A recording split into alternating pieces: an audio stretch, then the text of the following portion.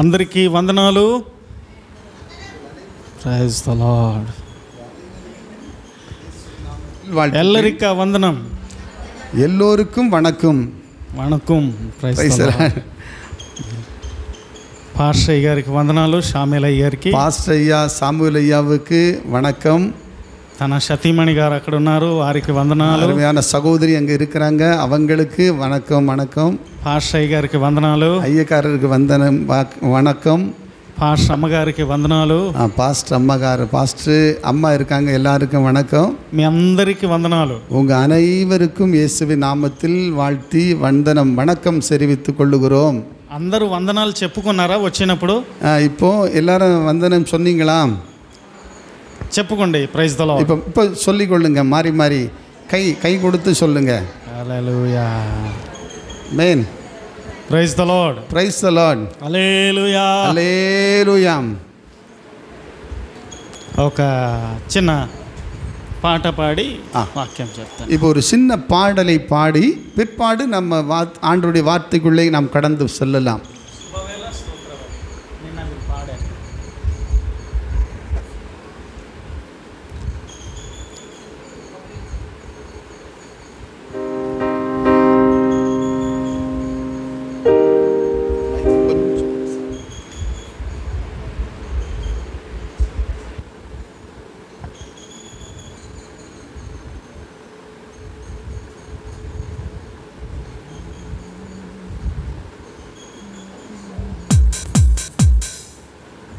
హల్లెలూయా.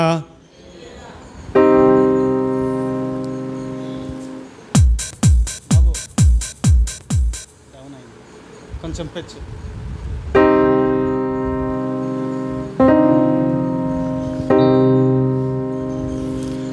శుభవేళ స్తోత్ర బలి తండ్రి దేవా నీకేనయ్యా.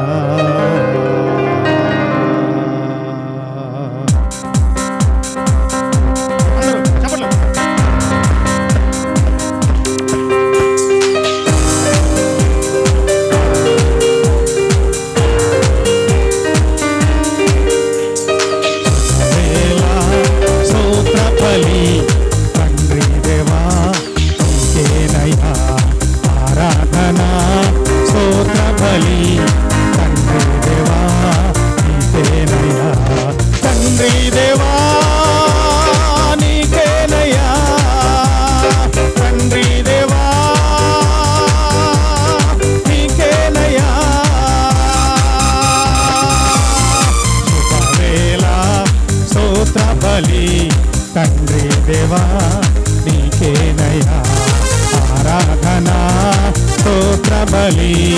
తండ్రి దేవా నీకేనయ్యా.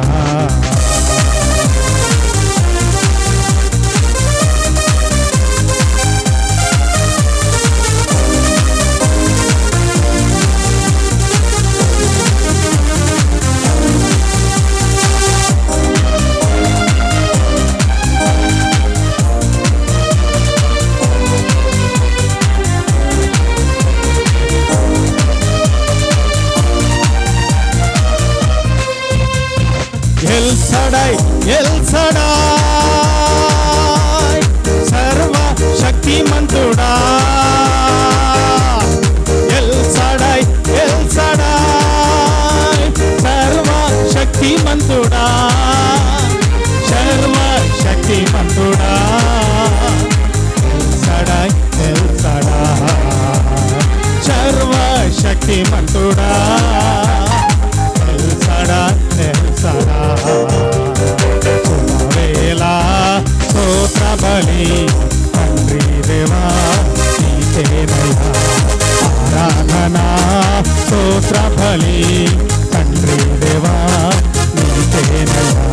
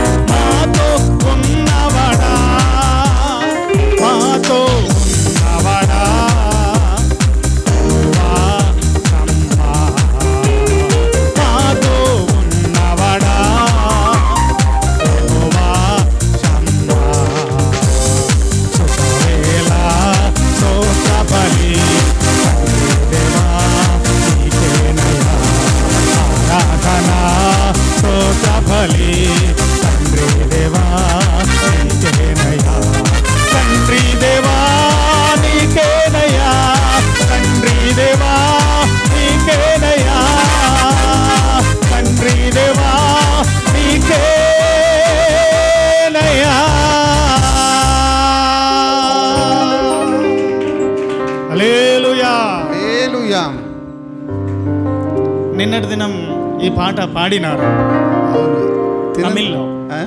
తమిళ్లో నిన్న ఈ పాట పాడారు. தமிழில் நம்ம எல்லாம் இந்த பாட்டை பாடணும். ఈరోజు తెలుగులో పాడారు. இப்போ ஐயா வந்து தெலுங்குல பாடினாங்க. బెర్కెమన్ గారు రాసిన పాట. பெர்க்மன்ஸ் ஐயா எழுதின நல்ல பாடல் அதிகாலை ஸ்தோத்திர பலி. ప్రపంచ రికార్డు చేశారు. వన్ డే இந்த உலகத்திலே அவர் தேவ மனுஷன் உலகம் முழுவதிலையும் அவர் ரெக்கார்டு செய்திருக்கிறார். அந்த அளவுக்கு கர்த்தர் அவர்களை மேன்மைப்படுத்தி இருக்கிறார். అలాంటి గొప్ప గొప్ప దైవజనులు మన భారతదేశంలో ఉండబట్టే మనం సంతోషంగా ఉన్నాం. இப்படிப்பட்ட தேவ மனிதர்கள் நம்முடைய இந்திய தேசத்தில் இருக்கிறார்கள் என்பதை நினைக்கும் போது பெரிய சந்தோஷமாக இருக்கிறது. டிஜிஎஸ் தினகரன் గారు, தேவனுடைய மனுஷனாகிய டிஜிஎஸ் தினகரன் ஐயா அவர்கள், ஓஷன்னா గారు, மட்டுமல்ல ஓசன்னா என்கிற ஒரு தேவனுடைய மனுஷன் ஆந்திராவில், யோஹன் గారు, யோனா அப்படின்னு சொல்லிட்டு சொல்லக்கூடிய ஒரு தேவ மனிதன் చనిపోయారు మొన్న. இப்போ மரித்து போய்விட்டார்கள். అలాంటి గొప్ప గొప్ప దైవజనుల ప్రార్థనే ఈరోజు మన క్షేమం. அப்படிப்பட்ட தேவ மனிதர்களுடைய ஜெபங்கள் தான் இன்றைக்கு நமக்கு ஆசீர்வாதமாக அமைந்திருக்கிறது. டிஜிஎஸ் தினகரன் గారికి మంచి స్వరం లేదు. ஆனால் டிஜிஎஸ் தினகரன் ஐயா அவர்களுக்கு ரொம்ப அருமையான ரொம்ப நல்ல ஒரு ராகம் அல்ல. కానీ ఎక్కడ పాడినా లక్షల మంది పాటల ద్వారా రక్షణలోకి వచ్చారు. அப்படிப்பட்ட தேவ மனிதன் பாடும்போது லட்சக்கணக்கான மக்கள் மனம் திரும்பி ஒப்பு கொடுப்பார்கள். అలాంటి గొప్ప దైవజనులు లేకపోవడం మనందరికీ బాధ. நம்முடைய தேவன் பெரிய தேவன் என்பதுதான் மிகப்பெரிய காரியமா இருக்கிறது. వారు ఇంకా బ్రతికి ఉండాలి. ஆனா அவங்களுக்கு எல்லாமே இருக்கிறது. వారు కన్నీటి ప్రార్థన మన క్షేమం. ஆனால் அவருடைய கண்ணீரின் பிரேயர் தான், அந்த ஜெபம் தான் ஒரு பெரிய சேமத்தை ஆசீர்வாதத்தை கொண்டு வருகிறது. కానీ భూలోకం విడిచిపెట్టి இந்த உலகத்தை விட்டு அவர் கடந்து போய்விட்டார்கள். పరలోకం వెళ్ళిపోయారు. వాళ్ళు இப்பொழுது தேவனுடைய இளைப்பாறுதலுக்குள்ளே கடந்து போய்விட்டார்கள். వారు ప్రభుతో ఉన్నారు. இப்பொழுது தேவனோடு அவர் தேவ இளைப்பாறுதலுக்குள்ளே இருக்கிறார் என்று நம்ம விசுவாசிக்கிறோம். మనం కూడా ప్రభుతో ఉండడానికి ఈ రోజు వచ్చి ఉన్నాం. தேவ பிள்ளைகளே, நீங்களும் நானும் இயேசுவோடு இருக்கிறது நிமித்தம் தான் இன்றைக்கு இந்த காலை வேளையிலே தேவ சமூகத்திலே கடந்து வந்திருக்கிறீர்கள். Hallelujah, amen, hallelujah, praise the lord, praise the lord. అలాంటి గొప్ప గొప్పవారు బ్రతికి ఉంటే మంచిదని ఒక్కొక్కసారి ஆலோசிச்சினప్పుడు கண்ணீர் வஸ்தாய். இப்பொழுது ஆண்டவர் செய்த நன்மைகளை எல்லாம் நம்ம நினைத்து பார்க்கும்போது நம்ம நினைத்தாலே நம்முடைய கண்களிலே கண்ணீர் வந்துவிடும். தினகரன் గారు తెలుగులో పాటలు పాడతారు. தினகரன் ஐயா తెలుగులో ஒரு பாட்டு பாடுறாரு. రమ్మను చున్నాడు నిన్ను ప్రభు యేసు వాచాతో తన కరము చాపి రమ్మను చున్నాడు. ఎంత మధురం ఆ వాయిస్ எவ்வளவு இனிமையா இருக்கிறது பார்த்தீங்களா? ఎటువంటి శ్రమలందును ఆదరణ నీకిచ్చునని గ్రహించి నీవు యేసుని చేరిన అత్తులే నీయింపు నొందేదవు. ఎంత తెలుగులో విశాఖపట్నం వచ్చినప్పుడు ఈ పాటలు పాడుతున్నప్పుడు సభ అంతా కదిలిపోతుంటాయి. தெலுங்குல அருமையான தேவ பிள்ளைகளை, விசாகப்பட்டினம் தேவ மனிதனாகிய தினகரன் ஐயா வந்தபோது இந்த பாடலை பாடும்போது அநேக மக்கள் கண்ணீரோடு ஒப்பு கொடுத்தார்கள். వారు లేకపోయినా వారికి వందనాలు చెప్తూ ఉన్నాం. அவர் இல்லாட்டாலும் அவர் தேவ மனுஷனை நாம் வாழ்த்துவோம். பிரைஸ் தி லார்ட், ஆமென், ஹல்லேலூயா. Okay, praise the lord, praise the lord. నిన్నటి దినం నేనేం చెప్పినాను? நேற்றைக்கு நான் எந்த சத்தியத்தை உங்களுக்கு சொன்னேன்? గుర్తు ఉందా ఎవరికైనా? யாருக்காவது ஞாபகம் இருக்கிறதா? అదే కంటిన్యూషన్ కొద్ది మాటలు చెప్తాను. அதை கண்டினியூ பண்ணி தான் இன்றைக்கு தேவ செய்தியை நான் தொடர ஆசைப்படுகிறேன். ఫస్ట్ క్వశ్చన్ చెప్పండి. ఫస్ట్ கேள்வி என்னவென்னா, మీ దగ్గర ఏమి ఉన్నది? உங்களுக்குள்ளே என்ன இருக்கிறது? రెండవ క్వశ్చన్, இரண்டாவது क्वेश्चन, మీ ఇంటిలో ఏముంది? உங்க வீட்டில் என்ன இருக்கிறது? ఏది ఉన్నా మూడవది, ఆ రెండిట్లకి ఆన్సరు మీకున్నది నాకు ఇవ్వండి. இந்த ரெண்டுக்கும் விடை என்னன்னு சொன்னால், ఆ రెండు ప్రశ్నలకి ఒకటే ఆన్సర్. మీ దగ్గర ఏముంటే అది నాకు ఇవ్వండి. இப்போ ரெண்டு கேள்விகளுக்கும் ஒரே உத்தரவு தான், ஒரே ஆன்சர் தான். హల్లెలూయా. அல்லேலூயா. 1 ராஜாக்கள் 17:13. இப்போ இன்றைக்கு 1 ராஜாக்கள் 17:13 வசனம். 1 ராஜாக்கள் 17:13. 1 ராஜாக்கள் ஐயா தமிழ்ல சொல்றாங்க பாத்தீங்களா? 1 ராஜாக்கள் 17:13 చదవండి, படியுங்கள். எலியா அவளை பார்த்து, பயப்படாதே, நீ போய் உன் வார்த்தையின்படி ஆயத்தப்படுத்து. ஆனாலும் முதலில் அதிலே எனக்கு ஒரு சிறிய அடையை பண்ணி என்னிடத்தில் கொண்டு வா, பின்பு உனக்கும் உன் குமாரனுக்கும் பண்ணலாம். హల్లెలూయా. அல்லேலூயா. దేవునికి స్తోత్రం. தேவனுக்கு மகிமை. దేవుని బిడ్డలారా, தேவனுடைய பிள்ளைகளே, అక్కడ వ్రాయబడిన మాటలు, అక్కడ వ్రాసిన మాటలు, அங்கு எழுதப்பட்டிருக்கிற அந்த வார்த்தைகள், ఏలియా దైవజనుడు, దేవునుடைய பிள்ளைகளை, எலியா தேவனுடைய ஜனத்தினிடத்திலே ఆ విధవరాండ్రు దగ్గర వెళ్ళినాడు. பாருங்கள், அந்த விதவையினுடைய வீட்டுக்கு கடந்து வந்தார். వెళ్ళినప్పుడు ఆ విధవరాళ్ళు కట్టెలు ఏరుకుంటుంది. அந்த விதவை பாருங்கள் விறகுகளை பிறக்கி கொண்டிருந்தார்கள். తన దగ్గర ఏలియా వెళ్ళినాడు. அப்பொழுது எலியாவை சந்திக்க நேரிட்டது. ఆ ఏలియాను దేవుడే ఆ వారి దగ్గర పంపించాడు. தேவனே அந்த எலியாவை அந்த விதவையினுடைய வீட்டிலே அனுப்பினார். అప్పుడు ఆమె అంటుంది, அப்பொழுது அந்த அம்மா என்ன சொல்றாங்கன்னா, మా దగ్గర కొంచెమే నూనె ఉంది, பாருங்க என்னிடத்திலே கொஞ்சம் அப்பம் கொஞ்சம் மாவு உண்டு, ఈ పూటకే మాకు సరిపోతాయి, இப்ப எங்க வீட்டுக்கே இந்த அப்பம் இந்த மாவு சரியா போய்விடும், ఇది మేము తినేసిన తర్వాత இப்ப நாங்க சாப்பிட்டுட்டு அப்புறமா మళ్ళీ మాకు ఆహారము లేదు, மறுபடியும் எங்களுக்கு எந்த ஆகாரமும் கிடையாது, రేపు ఆహారం లేకపోతే చచ్చిపోతాము, இப்போ எங்களுக்கு ஆகாரம் இல்லாமல் போனால், எங்களுக்கு சாப்பாடு இல்லாமல் போய்விட்டால் நாங்கள் மரித்து போகலாம் என்று நினைக்கிறோம் అని చెప్పినప్పుడు, அப்படி அந்த விதவை தாய் அவர்களிடத்தில் சொன்னபோது, అయినా దైవజనుడైన ఏలియా చెప్తున్నాడు, அருமையான தேவ பிள்ளைகளே, தேவனுடைய மனுஷனாகிய எலியா சொல்லுகிறார், మీకు కొంచెమే ఉన్నది, உனக்கு கொஞ்சம்தான் இருக்கிறது, ఆ కొంచెములో నాకే కొంచెం ఇవ్వండి, அந்த கொஞ்சத்துல எனக்கு முதல்ல கொஞ்சம் கொண்டு வான்னு சொன்னார். కొంచెం ఇవ్వండి నాకు, கொஞ்சம் கொடுத்தால் போதும்னு சொன்னார்.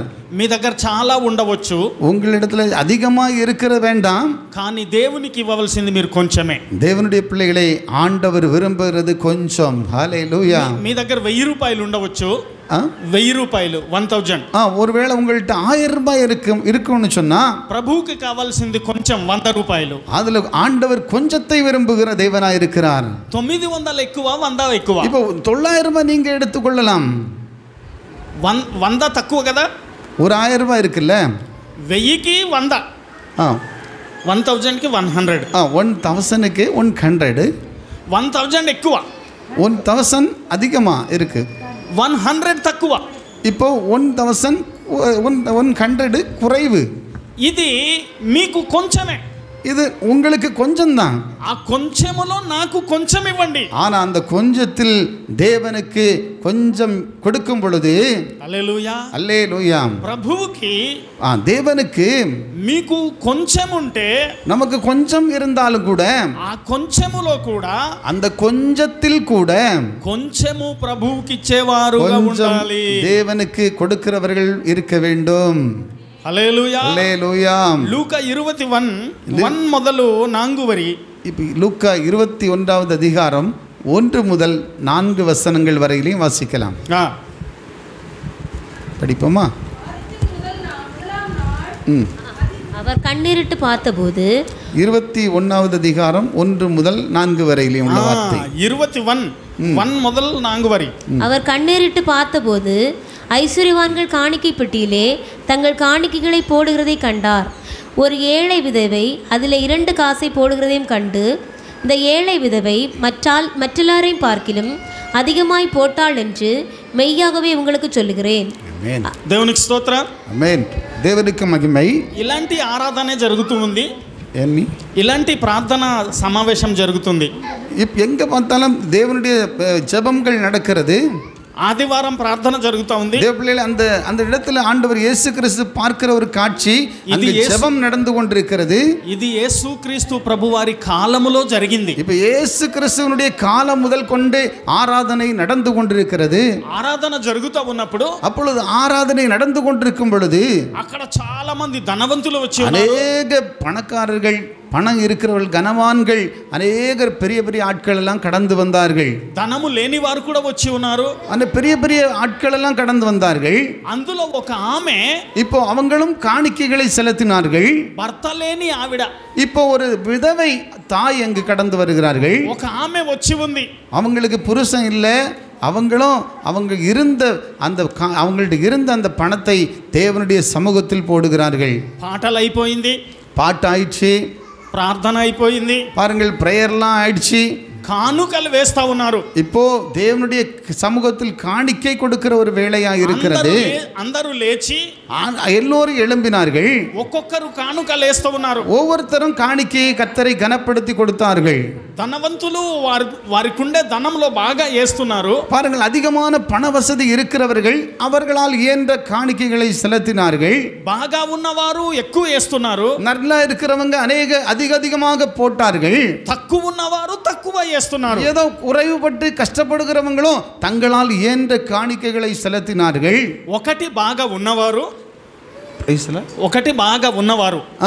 ஒருத்தர் நல்லா இருக்கிறவர், రెండవది కొంచెం కొంచెం ఉన్నవారు, இரண்டாவது பார்க்கும்போது கொஞ்சம் கொஞ்சம் இருக்கிறவர்கள், మూడవది ఏంటంటే ఈమెకి అదిగాక మరి ఏది లేదు, తన జీవనం అంతా பிள்ளைகளை மூன்றாவது பார்க்கும்போது அவளிடத்திலே இருந்ததே அவைகள் தான், இருந்ததை அத்தனையும் இயேசுவுக்காக கொடுத்து விட்டாள். ஹல்லேலூயா.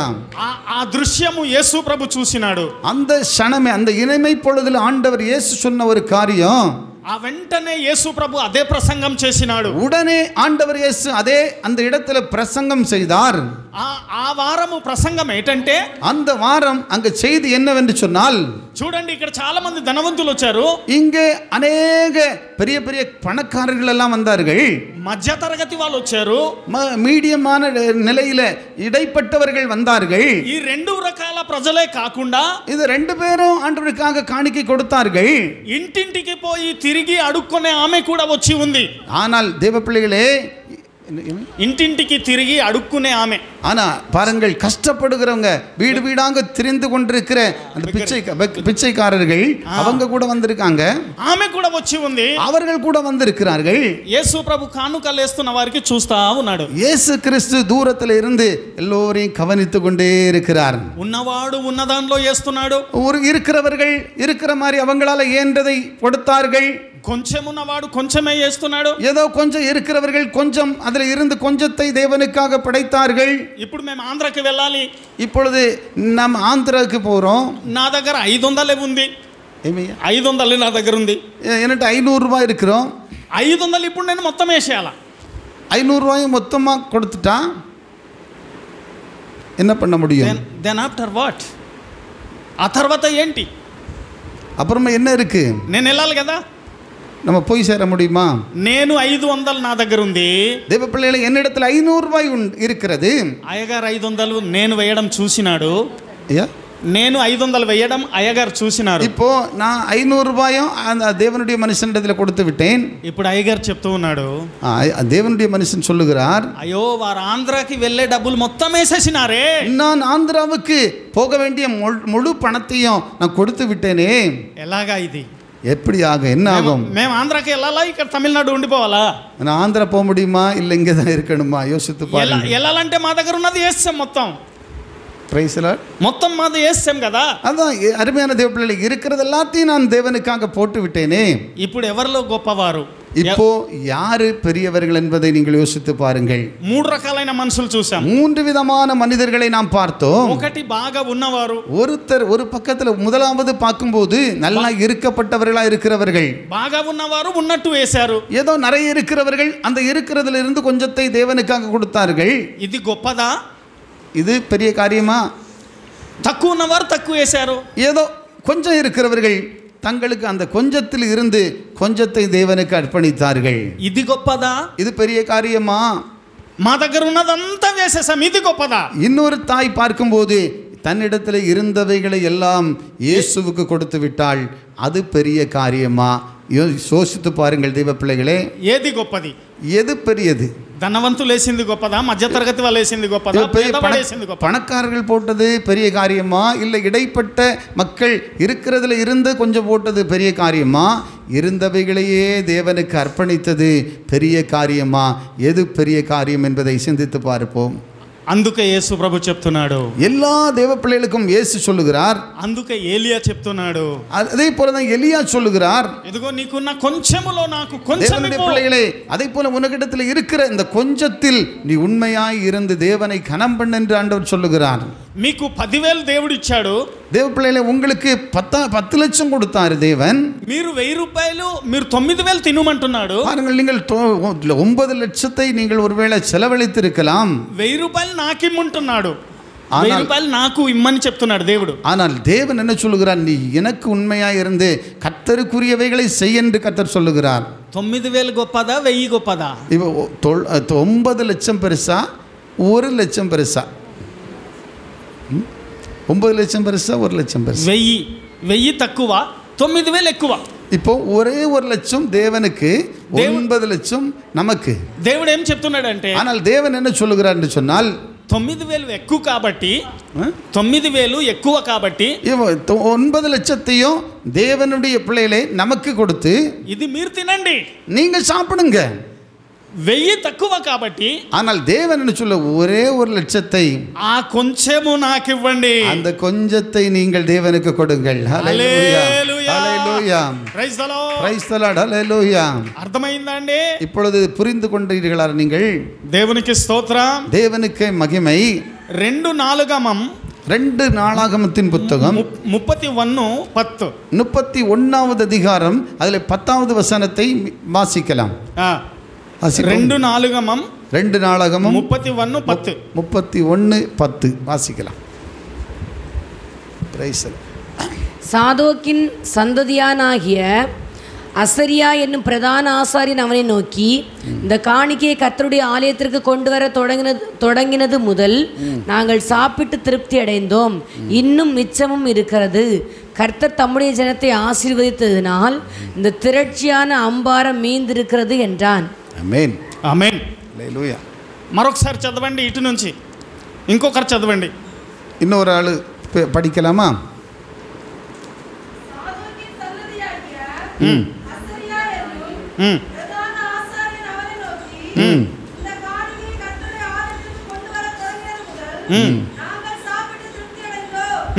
ஆமென்.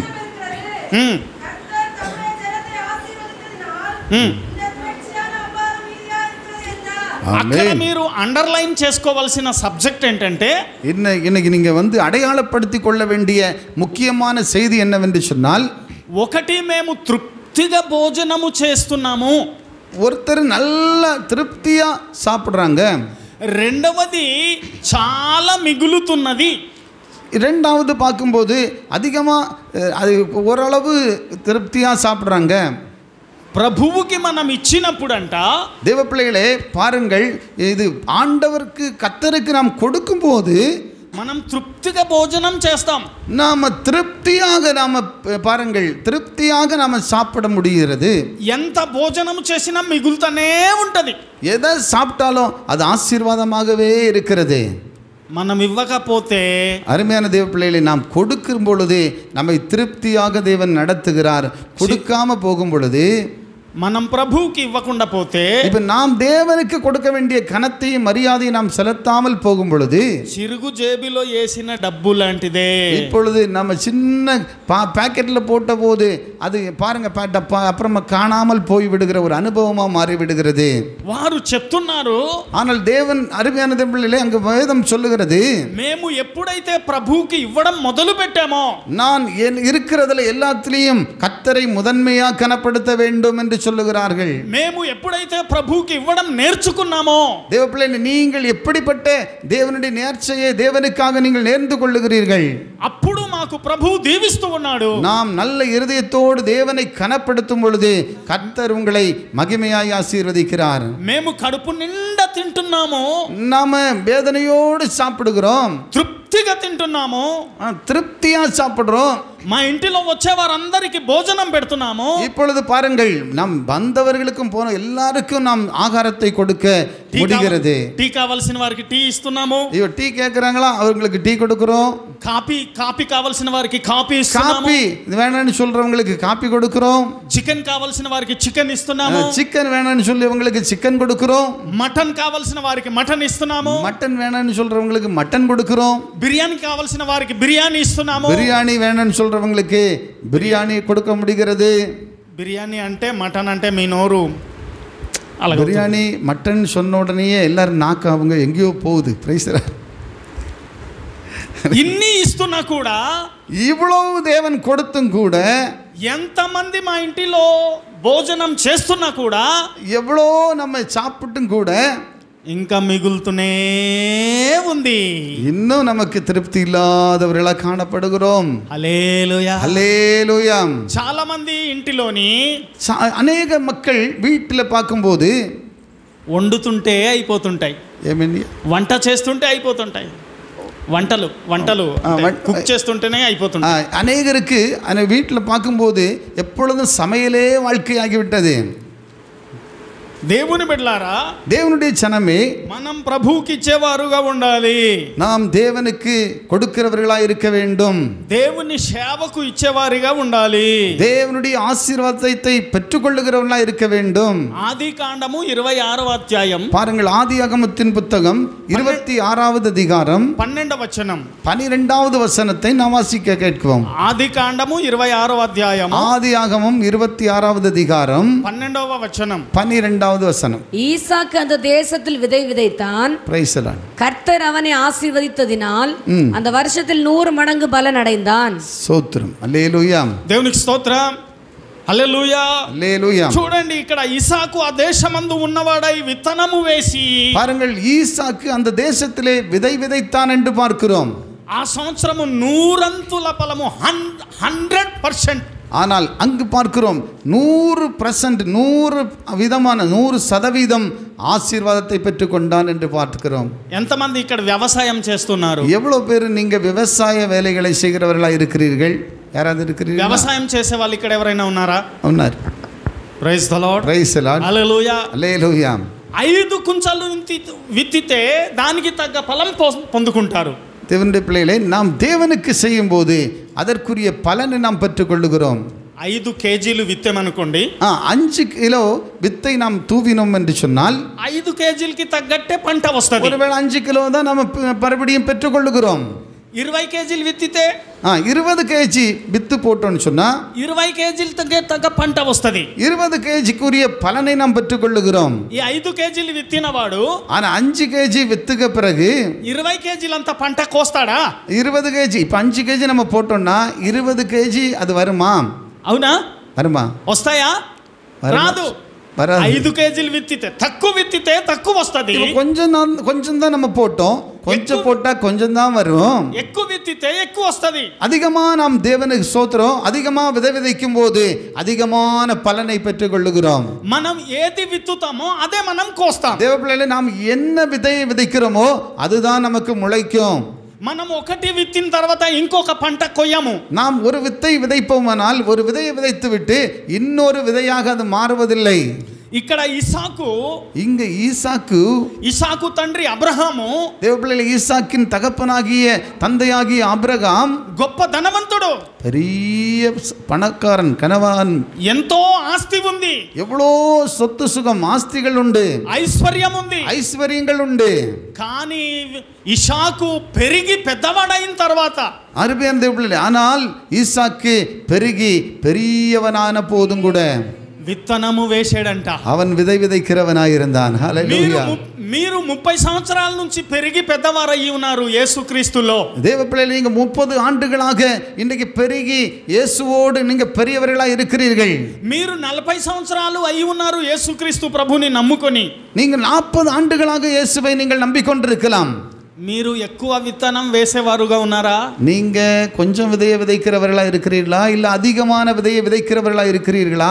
కరువులో కూడా విత్తేవారుగా ఉన్నారా? కరువులో కూడా, కరువు దగ్గర கஷ்டத்திலையும் கூட நீங்க விதைக்கிற பஞ்சம், இப்போ எங்க பார்த்தாலும் வறட்சியின் காலத்திலும் கூட நீங்கள் விதைக்கிறவர்களா இருக்கிறீர்களா? మీకున్న కొంచెములో కూడా మీరు ప్రభువుకి ఇచ్చేవారుగా ఉన్నారా? தேவ பிள்ளைகளே, உங்களுக்கு இருக்கிற கொஞ்சத்திலும் கூட தேவனை கனப்படுத்துகிறவர்களா இருக்கிறீர்களா? ఆ పేద విధవరాలు మొత్తము తన జీవనం అంతా వేసిన విధవరాల్లాగా మీరున్నారా? அந்த ஏழை விதவை பார்த்தீர்களா? இருந்தவைகளை எல்லாம் தேவனுக்கென்று அர்ப்பணித்து விட்டு அவள் தேவனோடு கூட இருந்ததை பார்த்தீர்களா? హల్లెలూయా, హల్లెలూయా. ఒక చర్చి ఉంది, ஒரு சபை உண்டு. ఆ చర్చిలోని లాంగ్ బెంచ్లు ఉన్నాయి. இப்போ அங்கே ஒரு பெரிய பெஞ்ச் இருந்தது. లాంగ్ బెంచ్లో కూర్చుంటారు చాలా మంది. இப்போ நீள பெஞ்சில் அநேகர் உட்கார்ந்து கொண்டிருந்தார்கள். బైబిల్ పెట్టుకోవడానికి ఇలా చిన్న ఎదర్ టేబుల్ ఉంటుంది. బైబిల్ வைக்கிறது கூட ஒரு டேபிள் உண்டு. ఎప్పుడైనా దేవుడు మీకు అలాగా చేయును గాక, ఎప్పుడైనా మీకు కూడా దేవుడు అలా చేయును గాక. இப்போ எப்போயாவது உங்களுக்கு கூட அப்படிப்பட்ட வசதிகள் வரணும்னு நான் விரும்புகிறேன். ఇలా కానుక లేదమని అందరు లేచారు. எப்போ எல்லாரும் காணிக்க போடும் பொழுது எல்லோரும் எழும்பினார்கள். ఒకడు కానుక వేస్తానని ఇలా ప్యాంట్ జేబు నుంచి డబ్బులు తీస్తున్నాడు. இப்போ ஒருத்தர் காணிக்க போடணும்னு சொல்லி பாக்கெட்டில் கையை விட்டு எடுத்தாரு. వాడు ప్యాంట్ జేబు నుంచి 500 రూపాయల నోట్ కిందకి పడిపోయింది. இப்போ 50 ரூபாய் நோட்டு அவர் பாக்கெட்ல இருந்து எடுக்கும்போது கீழே விழுந்து விட்டது. వాడు ఆ ప్యాంట్ జేబు నుంచి 10 రూపాయల నోట్ తీసి పట్టుకున్నాడు. இப்போ 50 ரூபாய் நோட்டு உள்ள போட்டுட்டு இவ மறுபடியும் 10 ரூபாய் நோட்டை எடுத்துக்கொண்டார். కానుక వేయడానికి నిల్చున్నాడు. இவ காணிக்க பை அங்கே அவரிடத்திலே வந்தது. వెనకాల ఇంకొకడు నిలబడి ఉన్నాడు. இப்போ 50 கீழே போட்டு விட்டார். ఈ 500 రూపాయల నోట్ తీసినాడు. 50 ரூபாய் நோட்டை எடுத்துக்கொண்டார். ఈ 500 వెయ్యి అన్నాడు. ఈ 500 నువ్వు కానుక వెయ్యి అన్నాడు. இப்போ 50 ரூபாய் நோட்டையும் அவர் காணிக்க வை என்று சொன்னார். ఈ 500 ప్లస్ 10 రూపాయలు. இப்போ தேவ பிள்ளைகளே, ஆனால் 50 ரூபாய் அவர் கொடுக்க மனம் இல்லை, அது கீழே விழுந்துட்டு. ஆனால் 10 ரூபாய் தான் அவர் காணிக்க போடுறதுக்கு எடுத்தார். మొత్తం అంతా తీసి 510 రూపాయలు కానుక వేసినాడు. இப்பொழுது எல்லாத்தையும் சேர்த்து போட வேண்டிய ஒரு நிலைமை வந்து விட்டது. ప్రార్థన అయిపోయింది. ప్రార్థన అయిపోయింది. ప్రార్థனை ஜெபம் முடிந்தது. కిందకి వెళ్ళినారు. எல்லாரும் வெளியே வந்தாங்க. డబ్బులు చూస్తున్నాడు. இப்போ பணத்தை பார்க்கிறார். డబ్బులు లేదు, பணம் இல்லை. వాడి దగ్గర వెళ్ళాడు. அவர்கிட்ட இது இல்லை. ఇందాక నువ్వు ఇచ్చావు కదా 500 ఎక్కడిది అన్నాడు. இப்போ இருந்த அந்த பணம் எங்கே போச்சுன்னு சொல்லிட்டு வேற பக்கத்தில் இருக்கிறவங்கள்ட்ட கேட்குறாரு. అది నీదే. அது நம்ம தான் இன்னைக்கு அப்படி నీది పడిపోయింది కాబట్టి తీసిచ్చాను. நாம் தேவ பிள்ளைகளை நாம் மனப்பூர்வமாய் தேவனுக்காக எதையும் செய்ய வேண்டும். ఓహో, అది నాది అంటే 10 రూపాయలే వేయవలసింది. நான் அது நான் தான் சொன்னா, நான் 10 ரூபாய் தானே கொடுக்கணும்னு நினைச்சேன். నువ్వు కానుక వెయ్యమని నాకు 500 ఇచ్చేవేమో అందుకే వేస్తాను అని అన్నాడు. தேவ பிள்ளைகளே, நான் காணிக்க கொடுக்கணும்னு சொல்லி நினைச்சுதான் நான் அந்த 50 ரூபாயை மறைத்து பார்த்தேன். ஆனால் அது எல்லாம் மிஸ் ஆயிட்டு. ఇలా కూడా జరుగుతూ ఉంటాయి చర్చిల్లో. ఇలా కూడా చర్చిల్లో జరుగుతూ ఉంటాయి. இப்படி கூட சபைகள் அநேகர் இருக்கதான் செய்கிறார்கள். హల్లెలూయా, హల్లెలూయా. మా ఊర్లో நாம கூட మా మామగారే, அருமையான தேவனுடைய மனுஷனுடைய மாமா, ఆయన కొద్దిగా చదువుకోలేదు, அவர் படிக்கவில்லை, కానీ కొంచెం తెలివైనవాడే. తెలివైనవాడు, காணிக்க குறித்து தெரிஞ்சவர், తెలివిగలవాడు అంటే అదే వైజ్ మ్యాన్, వయస్సానவர். అతను ఒకసారి ஒரு விசை కానుక వేశాడు. காணிக்கை போட்டார்கள். ప్రార్థన అయిపోయింది, ஜெபம் ஆயிட்டு, అందరూ వెళ్ళిపోతున్నారు, அநேகர் எல்லாம் வெளியே போறாங்க. వాడు మాత్రం నా దగ్గర వచ్చి ఇలాగా నిలబడి ఉన్నాడు. அவர் மாத்திரம் அப்படியே உட்கார்ந்து இருந்தார். ఏం మాయా, ఎందుకు నిలబడి ఉన్నావు అని అడిగాను. ஏன் இங்கே உட்கார்ந்துருக்கிறீங்கன்னு கேட்டாங்க. పాస్టర్ గారు ஐயாவே 5 రూపాయల నోట్ అనుకొని 500 వేసేసాను. ஐயா 5 ரூபா நோட்டு இருந்ததுனால 5 ரூபா நான் போட்டேன். 500 వేసేసాను 5 రూపాయలు అనుకొని. 5 ரூபாய் சாரி 5 ரூபா 5 பாருங்க 50 ரூபான்னு நினச்சி இது 5 ரூபான்னு நினச்சி நான் 50 ரூபாயை போட்டுட்டேன். ఏమనుకోవద్దు 500 ఇచ్చేయని నాకు అడిగినాడు. இப்போது நீ மிச்ச பைசாயை நீங்கள் நான் 5 ரூபா தான் போடணும்னு நினச்சேன், தெரியாமல் 50 ரூபா விழுந்துட்டு இப்போ நீங்கள் மிச்ச பணத்தை கொடுங்கன்னு சொல்லி அவர் அதில் உட்கார்ந்துருந்தாரா. అప్పుడు వాళ్ళ పిల్లలు టీచర్స్, அவங்க பிள்ளைகளெல்லாம் நல்ல டீச்சர்ஸ். వెంటనే వచ్చినాడు, உடனே வந்தார்கள். అన్నాడు, அப்படி ஒரு கூட்டுனாங்க. దేవుడికి ఇచ్చింది మళ్ళీ నువ్వు తీసుకుంటావా అన్నాడు. தேவனை கொடுத்துட்டு மறுபடியும் கேட்கிறாயா? అయిపోయింది, ஐயோ தப்பு எனக்கு தெரியாமல் போச்சுன்னு சொல்லிட்டு சொன்னார். ఇలాంటి విశ్వాసులు కూడా చాలా మంది ఉన్నారు. இப்படிப்பட்டவர்கள் கூட, இப்படிப்பட்ட விசுவாச பிள்ளைகள் கூட நாம் அநேகர் இருக்க தான் செய்கிறோம். தெய்வ பிள்ளைகளே, ఆంధ్ర నుంచి నాకు పిలిచింది అయ్యగారు రమ్మని పిలవలేదు. நான் ஆந்திராலேருந்து தேவனுடைய மனுஷனை நீங்கள் வாங்கன்னு நான் கூப்பிடல. మేము బెంగళూరులో మాకు పిలిచారు, பெங்களூரில் தான் அவரை அழைத்தார்கள். బెంగళూరు వచ్చాం కదా, కన్యాకుమారి కూడా పోయి చూద్దామని వచ్చాం. ఇక్కడ பெங்களூர் வந்த பிறகு கன்னியாகுமரிக்கும் போய் பார்க்கணும்னு எனக்குள்ள ஒரு ஆவல் வந்ததுனால இங்கே நான் பார்க்க வந்தேன். మాకైతే మీ అయ్యగారు రండి మా చర్చిలో ఇలా చెప్పండి, వాక్యం చెప్పండి అని చెప్పలేదు, మాకు పిలవలేదు. நான் போய் ஐயா நீங்கள் இப்படிப்பட்ட வார்த்தையெல்லாம் சொல்லுங்கன்னு சொல்லி நான் அழைக்கவில்லை. தேவ பிள்ளைகளே, దేవుని సన్నిధిలో నిజం చెప్తున్నాను, தேவனுடைய சமூகத்திலே சத்தியத்தை சொல்லுகிறோம். கரங்களை நல்ல தட்டி சோத்திரம் பண்ணுவோம். మీరు ఎక్కడ సరి చేయబడాలో, நீங்கள் எப்படியாவது நீங்கள் சரிப்படுத்திக் கொள்ள வேண்டும். అక్కడ సరి చేయడానికి, அப்படி உங்களை சரிப்படுத்திக் கொள்ளும் பொழுது దేవుడు నాకు వాక్యము ఇచ్చి పంపించినాడు. தேவனுடைய பிள்ளைகளே, நீங்கள் நானும் சீர்படும்படியாக தேவ மனிதனுக்கு கர்த்தர் வார்த்தைகளை கொடுத்து அனுப்பியிருக்கிறார். ஹல்லேலூயா. మీరు ఎక్కడ సరి చేయబడాలో, நீங்களும் நானும் எப்படியாவது நம்ம சரிப்பட வேண்டும் என்பதற்காக నాకు దేవుడు వాక్యం అనే సుత్తే ఇచ్చి పంపించినాడు. தேவனுடைய வார்த்தையை தேவ மனிதனுக்கு சுத்தமாய் கொடுத்து அதை அனுப்பி இருக்கிறார். தேவ ஜனமே, 4 రోజుల నుంచి వాక్యం చెప్పాను. 4 தினங்களாக நான் தேவனுடைய வார்த்தையை சொல்லிக் கொண்டிருக்கிறேன். ఎంతమంది సరి చేయబడ్డారో నాకు తెలియదు. எத்தனை பேர்கள் தங்களை ஒப்பு கொடுத்து இருக்கிறார்களோ எனக்கு தெரியாது. మీరు వచ్చి కానుకల గురించి చెప్పండి అని మీ పాస్టర్ గారు మాకు చెప్పలేదు. நீங்க காணிக்கை குறித்து பேசுங்கய்யான்னு சொல்லி அடியேன் தேவ மனுஷன் எனக்கு சொல்லவில்லை. కానీ ప్రభువు మీకు ఏమి కావాలో అదే నా నోట నుంచి చెప్పిస్తూ ఉన్నాడు. தேவனுடைய பிள்ளைகளே, தேவனுக்கு உங்களிடத்தில் என்ன எதிர்பார்ப்பு இருக்கிறதோ அதை குறித்து தான் நான் தேவனுடைய வார்த்தையை உங்களுக்கு பகிர்ந்து கொள்கிறேன். ఇంకొక మాట చెప్పి ముగిస్తాను. இன்னொரு வார்த்தையை நான் சொல்லி முடிக்க விரும்புகிறேன். కాకికి ఎంతమంది తెలుసు? காக்க எத்தனை பேருக்கு தெரியும்? తెల్లగా ఉంటుంది. తెల్లకాకి தெரியுமா? எல்லாம் கையெத்து. తెల్లకాకి వైటా? No, black. Praise the Lord, hallelujah. Colour என்னன்னு దేవునికి స్తోత్రం. కాకి మాంసం తింటదా తినదా? காக்கா இறைச்சி சாப்பிடுமா சாப்பிடாதா? తింటది. சாப்பிடுமாயா? మీరు మాంసం బయటకి పెట్టి, మాంసం మీరు బయటికి పెట్టి, நீங்க வெளியிலேருந்து இறைச்சியை வாங்கி கொண்டு வந்து వదిలేసారు అనుకోండి, எங்கே வெளியே வச்சிட்டீங்கன்னு நினச்சிடுங்க. మాంసము బయట ఆరబెట్టి వదిలేస్తే, இப்போ மாம்சத்தை வெளியே இதை இறைச்சியை நீங்கள் வெளியே வச்சுட்டு வந்தா కాకి వచ్చి కాస్తుంటదా? காக்கா அப்படியே பாதுகாத்துட்டு இருக்குமா? ఏం చేస్తుంది? தூக்கி తినేస్తుంది. హల్లెలూయా.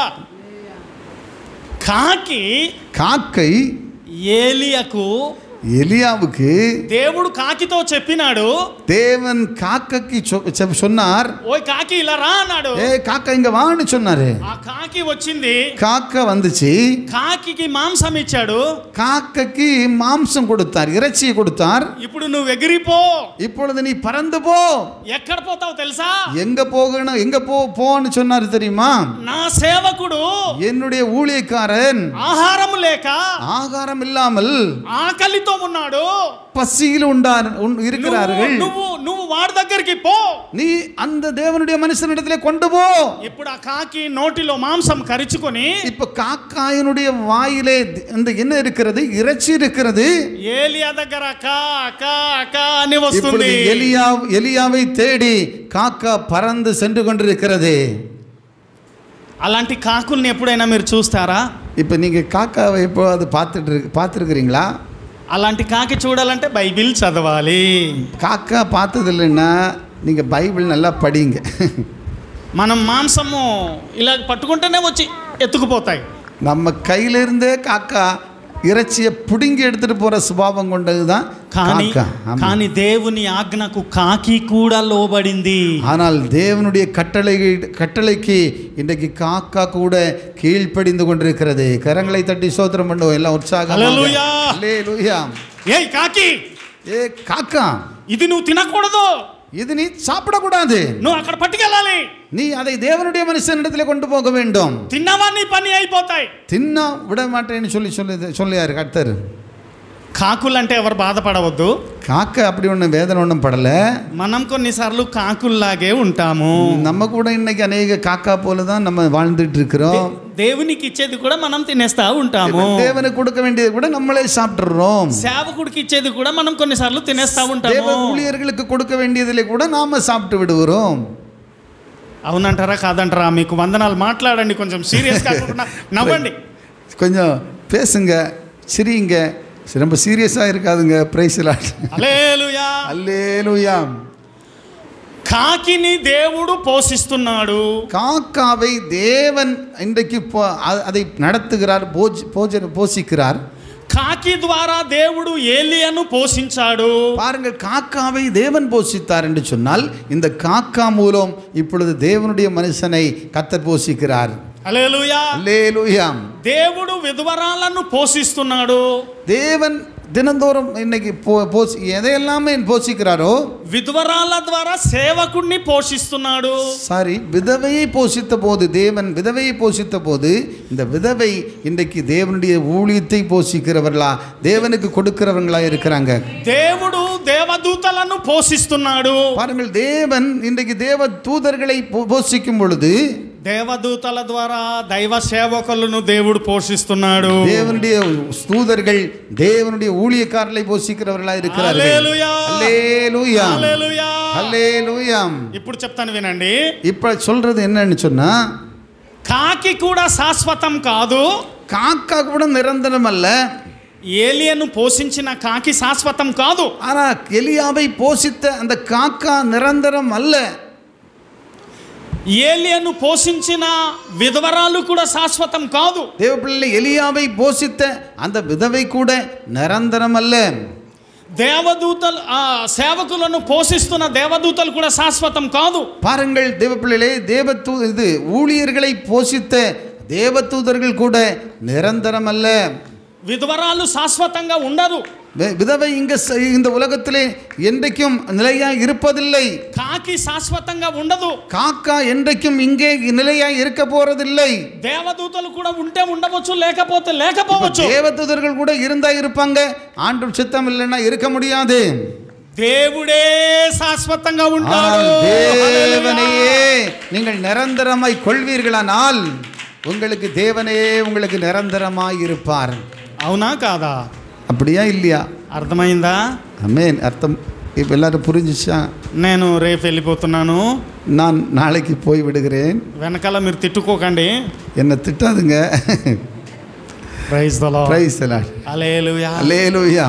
దేవుడు అడుగుతున్నది, నీకున్న కొంచెములో నాకు ఇవ్వు. தேவ பிள்ளைகளை ஆண்டவர் கேட்கிற ஒரு வார்த்தை என்னன்னு சொன்னா, உங்களுக்கு இருக்கிற கொஞ்சத்தில் நீங்கள் தேவனை கனப்படுத்தி உண்மையாக இருங்கள் என்று சொல்லுகிறார். మనం కొన్నిసార్లు అనుకుంటాము, நாம் கொஞ்ச நாள் எல்லாம் கேட்டுக்கிடுறோம், ఇవ్వాలని ఉంది, ఏమయ్యా ఇవ్వాలని ఉంది, நிறைய இருந்தா కానీ నా దగ్గర లేదు కదా, ஆனால் எனக்கிட்ட தான் இல்லையே, అంతా అడుగుతున్నారు కదా, நான் எல்லாமே கொடுத்துருவேனே, నాకు ఉన్నది చాలా తక్కువ, எனக்கு இருக்கிறதே கொஞ்சம், నేను ఎలాగివ్వాలి, நான் என்ன செய்யறது అని మనం అనుకోకూడదు. அப்படிதான் இன்னைக்கு நம்ம நிறைய பேர் நினைச்சுக்கிட்டே இருக்கிறோம். నీకు ప్రభు ఇచ్చిన దాంట్లో ఎంత ఉంటే అంత தேவ ప్రభు. பிள்ளைகளே, உங்களுக்கு கர்த்தர் கொடுத்தது எது உண்டோ அதிலெல்லாம் நீங்கள் கர்த்தரை கனப்படுத்துகிறவர்களாக இருங்கள். ఇస్సాకు దీవించబడ్డాడు. தேவனுடைய பிள்ளை ஈசாக்கு அந்த தேசத்தில் விதை விதைத்தான். విధవరాలు దీవించబడింది. தேவனுடைய பிள்ளை விதவை ஆண்டவருக்கு மகிமையான காரியத்தை செய்தால், ఆ కానుక ఇచ్చిన పేద విధవరాలు దీవించబడింది. அந்த பாருங்கள், அந்த காணிக்கையை கொடுத்த அந்த எல்லாருமே அவனுக்கு மகிமையா இருந்தார்கள். మీరు కూడా దీవించబడాలంటే, நீங்களும் கூட வாழ்ந்து சுகமா இருக்க ஆண்டவர் விரும்புகிறார். మీకున్న కొంచెములో ప్రభువుకి ఇవ్వండి. நீங்க உங்களுக்கு கர்த்தர் கொடுக்கிற அந்த கொஞ்சத்தில் உண்மை உள்ளவர்களாக இருங்கள். దేవుని చిత్తమైతే, தேவனுக்கு சித்தமானால் ఈసారి అయ్యగారు నాకు పిలవకుండా వచ్చి ఉన్నాను. நான் இந்த வாட்டி ஐயா கூப்பிடாமலே வந்துட்டேன். ఎప్పుడైనా అయ్యగారు సంఘస్థులందరూ పిలుస్తే ஒருவேளை ஆண்டவருக்கு சித்தமானா மறுபடியும் தேவ மனுஷன் என்னை அழைப்பாரானால் విశ్వాసం అంటే ఏంటో బోధిస్తాను. விசுவாசம்னா என்ன, அதை எப்படி உங்களுக்கு அதை தெரிவிக்கிறது என்பதை குறித்து విశ్వాసానికి పునాది చెప్తాను. இப்போ விசுவாசத்தினால் நாம் எப்படி ஆசீர்வதிக்கப்பட போகிறோம் என்பதை குறித்தும். దేవునికి స్తోత్రం, தேவனுக்கு மகிமை. హల్లెలూయా. அல்லேலூயா. విశ్వాసం గురించి చెప్తాను. விசுவாசத்தை குறித்து நான் உங்களோடு பகிர்ந்து கொள்ள வேண்டும் என்று விரும்புகிறேன். నేనేదో మర్మాలు చెప్తున్నానని ఎప్పుడు అనుకోవద్దు. தேவ பிள்ளைகளை நான் உங்களை வேதனைப்படுத்தவோ குற்றப்படுத்தவோ அதை நினைத்து அதற்காக நான் வரல அப்படின்னு நீங்கள் நினைக்கக்கூடாது யாருமே. మీ అందరికీ తెలిసిందే చెప్తున్నాను. நான் உங்களுக்கு எல்லாரும் தெரிந்த காரியத்தை குறித்து தான் நான் உங்களுக்கு சொல்லுகிறேன், உங்களுக்கு விஷயத்தை தான் சொல்லி கொடுக்குறேன். కాకపోతే చెప్పిందే ఎందుకు 2 సార్లు చెప్తున్నానంటే, நான் எதுக்காக நான் திரும்ப திரும்ப சொல்லுகிறேன் என்று சொன்னால், అయ్యగారు చెప్పడం ద్వారా నేను చెప్పడం ద్వారా మీకు కొంచెం లోతుగా వెళ్ళాలి అని చెప్తున్నాను అంతే. இப்போ நாங்கள் வந்து எப்படியாவது நான் சொல்கிறதோ தேவ ஊழியக்காரர் சொல்கிறதோ எப்படியாவது நீங்கள் இன்னும் அதிகமாக ஆழமாய் உங்கள் புரிந்து கொள்ள வேண்டும் என்பதற்காகத்தான் இதை குறித்து நாங்கள் தெளிவாக சொல்லி கொண்டிருக்கிறோம். నేను 10th క్లాస్ తెలుగు మీడియమే చదువుకున్నాను. நான் அருமையான தேவ மனுஷன் தெலுங்குல தான் படிச்சிருக்கிறாரு. నాకు ఇంగ్లీష్ రాదు, அவருக்கு இங்கிலீஷ் வந்து அதிகமாக வராது, హిందీ రాదు, ஹிந்தி வராது, కొంచెం కొంచెం వస్తుంది. கொஞ்சம் கொஞ்சம் வருது. నేను బైబిల్ కాలేజ్ చదవలేదు. நான் வந்து ஒரு அருமையான பிள்ளைகள் ஒரு ஏழ்மையான குடும்பத்தில் பிறந்த வளர்ந்தவர் என்று நான் உங்களுக்கு சொன்னேன். నా బైబిల్ కాలేజు మోకాలే. பைபிள் காலேஜ் நான் எதுவுமே படிக்கலை. ஆனால் நான் என்னுடைய பைபிள் காலேஜின்னு சொல்லும்போது முழங்கால் தான் எனக்கு பைபிள் காலேஜாக மாறினது. నా గురించి, నా పరిచర్య గురించి, నా కుటుంబం గురించి ప్రార్థన చేయండి. தேவ பிள்ளைகள் என்னை குறித்து மட்டுமல்ல, என் குடும்பத்தை குறித்து எனக்கு தெரிந்த எல்லாருக்காகவும் செபிக்கிறது என்னுடைய வழக்கமாக இருந்தது. రేపు మేము ప్రయాణం చేస్తూ ఉన్నాం. தேவ பிள்ளைகளே, அப்படி தேவ மனுஷர்களுக்காக நம்ம ஜெபித்து கொள்வோம். நாளைக்கு தேவ பிள்ளைகளும் குடும்பமாக அவர்கள் பிரயாணம் பண்ண போகிறார்கள். మా కోసం ప్రార్థన చేయండి. நீங்கள் தேவன் மனுஷனுக்காக குடும்பத்துக்காக ஜெபம் பண்ணி கொள்ளுங்கள். ఆంధ్రలో విశాఖపట్నం రండి. ஆந்திராவில் விசாகப்பட்டினம் வாங்க. మీరు ఫోన్ చేస్తే మేము విశాఖపట్నం వస్తాము, మీకు ఏజెన్సీ మొత్తం చూపిస్తాం. நீங்கள் ஃபோன் பண்ணினால் ஐயா விசாகப்பட்டினம் வந்து உங்களை விசாகப்பட்டினம் முழுவதையும் காண்பிப்பார்கள். போகும்போது சும்மா போகாதுங்க, ஒரு நல்ல அமௌண்டோடு போங்க. கர்த்தர் உங்களை ஆசீர்வதிப்பாராக.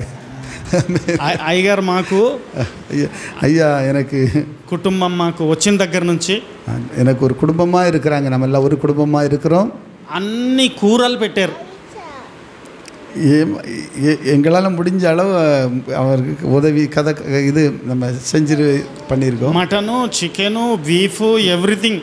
లేదు మటనే తీసుకుంటలేదు కదా, మటన్ మాకు చాలా ప్రేమించారు. பெத்த மட்டன் కదా, మాకు చాలా ప్రేమించారు. ஐயா வந்து எங்களை ரொம்பவும் அன்பு கூர்ந்தார். మీకు వందనాలు. அன்னைக்கும் இயேசு பிரபுவே காரணம், வாழ்க்கே வந்தனம். Praise lord, god bless you. కూడా వందనాలు. மீக்கு கூட உங்களுக்கு கூட வாழ்த்துக்கள், வரவேற்புகள், வந்தனம் சொல்லிக் கொள்ளுகிறார்கள். Praise Lord. நம்ம எல்லாம் கரங்களை தட்டி கர்த்தரை மேம்படுத்துவோம். Price Lord. நாம் யாவரும் தேவ பிள்ளைகளே கேட்ட வார்த்தைகளுக்கு கீழ்ப்படிந்து நாம் முழங்கால் படியிட்டு நாம் செபிக்க போகிறோம். இன்றைக்கு 3 நாட்கள் கர்த்தருடைய வார்த்தையை கொண்டு வந்த தேவ மனுஷனுக்காக, அவருடைய குடும்பங்களுக்காக நாம் ஒரு வார்த்தை சொல்லி ஜெபிக்க போகிறோம்.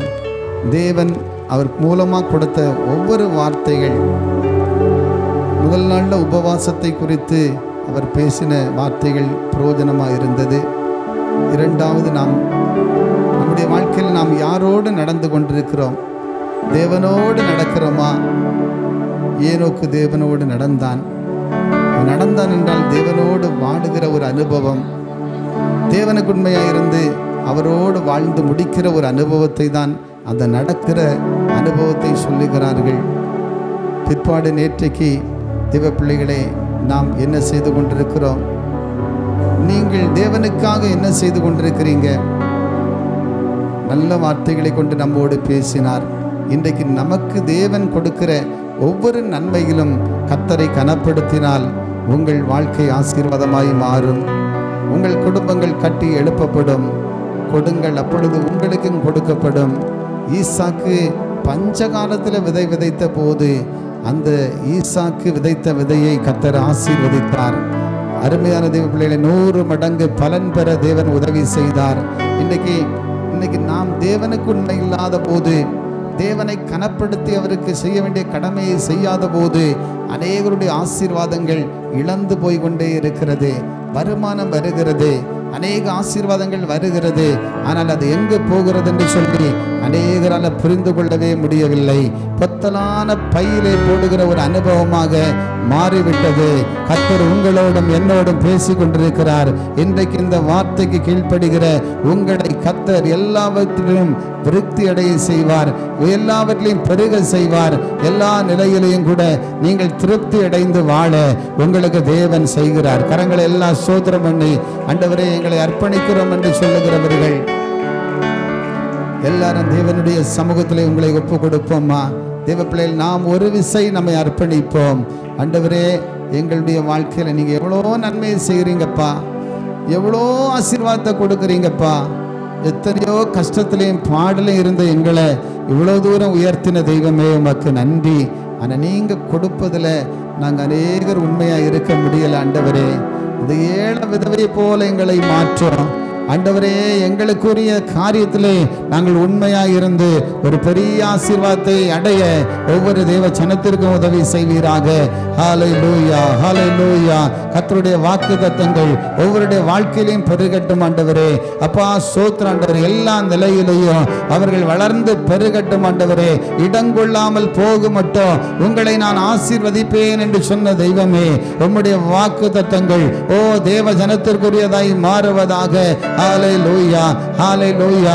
கொஞ்சத்தில் உண்மையா இருக்கிற தேவ ஜனங்களை நான் அநேகத்தில் அதிகாரியாய் வைப்பேன் என்று சொன்னீர்கள் ஆண்டவரே. அப்படி ஒவ்வொருடைய வாழ்க்கையிலும் எல்லா நிலையிலையும் வளர்ந்து பெருக எங்களுக்கு உதவி செய்யும் ஆண்டவரே. இந்த வார்த்தையை கேட்டு அப்படியே விட்டு விடாமல் இந்த வார்த்தைக்கு ஏற்றபடி நாங்கள் வாழ்ந்து ஆசீர்வதிக்கப்பட ஒப்பு கொடுக்கிறோம். எல்லா தேவ பிள்ளைகளையும் அப்படிப்பட்ட இருதயத்தை கொடுப்பீராக ஆண்டவரே. ஸ்தோத்திரம், ஸ்தோத்திரம், ஸ்தோத்திரம் ஆண்டவரே. அப்பா ஸ்தோத்திரம், ஸ்தோத்திரம் ஆண்டவரே. ஐஸ்வர்யவான்களைப் போல் அல்ல ஆண்டவரே, ஏதோ கொஞ்சம் இருக்கிறதுல கொஞ்சம் கொடுக்கிறவர்களைப் போல் அல்ல ஆண்டவரே. இருக்கிறதிலே கர்த்தரே எனக்கு முதன்மை என்று சொல்லுகிறவர்களாக எங்களை மாற்றும். எல்லா நிலையிலையும் கர்த்தரை கனப்படுத்துகிறவர்களாக எங்களை அபிஷேகிங்க. இந்த காலை வேளையிலே இந்த ஆராதனையிலே ஓடி வந்திருக்கிற எல்லோரும் மீதும் உம்முடைய அபிஷேகத்தின் கரம் நீட்டப்படுவதாக. ஒவ்வொருவரையும் ஆசீர்வதிக்கிறதற்காக நன்றி செலுத்துகிறோம் ஆண்டவரே. ஸ்தோத்திரம் அப்பா. செய்திகளை கொண்டு வந்த தேவதாசரின் குடும்பத்தை ஆசீர்வதிங்க. கொடுங்கள், அப்பொழுது உங்களுக்கும் கொடுக்கப்படும் என்று சொன்னபடி பிள்ளைகள் எல்லாருடைய வாழ்க்கையில ஒரு மேன்மையை தாரும் ஆண்டவரே. அப்பா, அவருடைய குடும்பம் முழுவதையும் கட்டி எழுப்புங்கப்பா. இன்னும் கிருபைகளை கொடுத்து அநேகருக்கு ஆசீர்வாதமாய் பயன்படுத்துங்க. வந்திருக்கிற தேவ தாசரையும் குடும்பங்களை நினைங்க. அதே போல வந்திருக்கிற தேவ பிள்ளைகளை குடும்பங்களை நினைங்க ஆண்டவரே. எங்கள் ஒவ்வொருவரையும் நினைத்தருளுங்க. எங்களை தாழ்த்துகிறோம் ஆண்டவரே.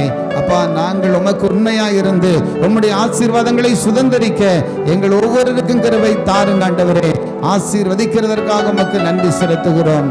எல்லா துதி கன மகிமை உமக்கு ஒருவருக்கே நாங்கள் செலுத்துகிறோம். எங்கள் மீட்பெரும் இரட்சகருமாய் இருக்கிறதான இயேசு கிறிஸ்துவின் நாமத்தில் ஒப்படைக்கிறோம் நல்ல பிதாவே. ஆமென், ஆமென். என் ஆத்துமாவே கர்த்தரை ஸ்தோத்திரி, என் முழு உள்ளமே பரிசுத்த நாமத்தை ஸ்தோத்திரி. என் ஆத்துமாவே கர்த்தரை ஸ்தோத்திரி, கர்த்தர் செய்த சகல உபகாரங்களையும் மறவாதே. ஆமென். கர்த்தராகிய இயேசு கிறிஸ்துவின் கிருபையும் பிதாவாகிய தேவனுடைய அன்பும் பரிசுத்த ஆவியின் அந்யோன்ய ஐக்கியமும் என்றும் என்றும் சதா காலங்களிலும் நம் அனைவரோடு கூட இருப்பதாக. ஆமென். அல்லேலூயா, அல்லேலூயா. கர்த்தர் உங்கள் அனைவரையும் ஆசீர்வதிப்பாராக. கர்த்தர் ஸ்தோத்திரம்.